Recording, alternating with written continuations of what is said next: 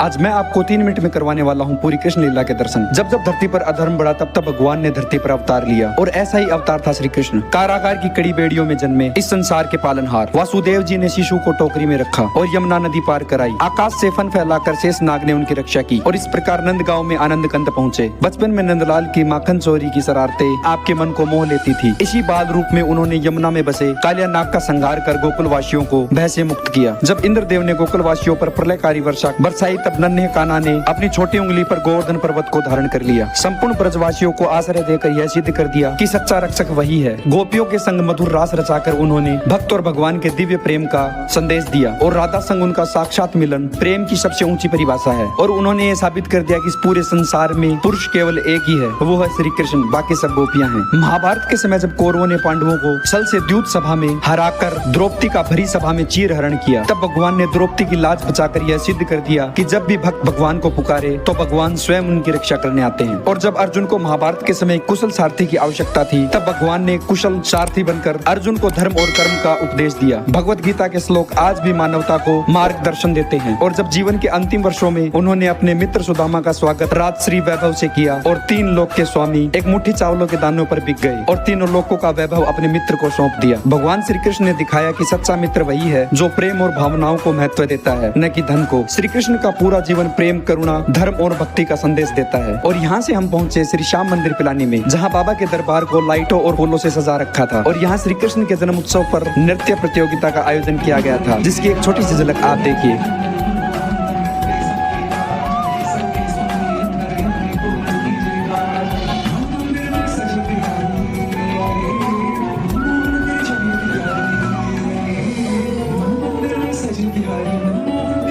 अब हम घूमने लगे मंदिर में। यहाँ भगवान कृष्ण और भगवान राम की बड़ी बड़ी फोटो लगा रखी थी, जो देखने में बहुत ही सुंदर लग रही थी। और इसी बीच मैं मिलवा देता हूँ आपको मेरे दोस्तों से। ये है मेरा दोस्त पपलू और ये है जपलू और मैं हूँ इनका दोस्त टपलू। और फिर हम यहाँ से पहुँचे पिलानी के गोपीनाथ जी की शरण में, जहाँ वे अपने मनमोहक रूप का दर्शन अपने भक्तों को दे रहे थे। और यहाँ भी भजनों का आयोजन किया गया था। और आज भारत के हर मंदिर में श्री कृष्ण के जन्म उत्सव पर खुशियाँ मनाई जा रही होंगी। और यहाँ से मैं पहुँचा सीधे अपने घर, जहाँ हमने हमारे लालजू और राधा रानी को झूला झुलाते हुए रात 12 बजे श्री कृष्ण जन्म का उत्सव बनाया और 3 लोकों के स्वामी की संसार में आने की खुशी को बनाया। और इस जन्माष्टमी में भगवान श्री कृष्ण आपके जीवन में भी खुशियां भरते। तो ये थी हमारी कृष्ण जन्म उत्सव की छोटी सी यात्रा। राधे राधे।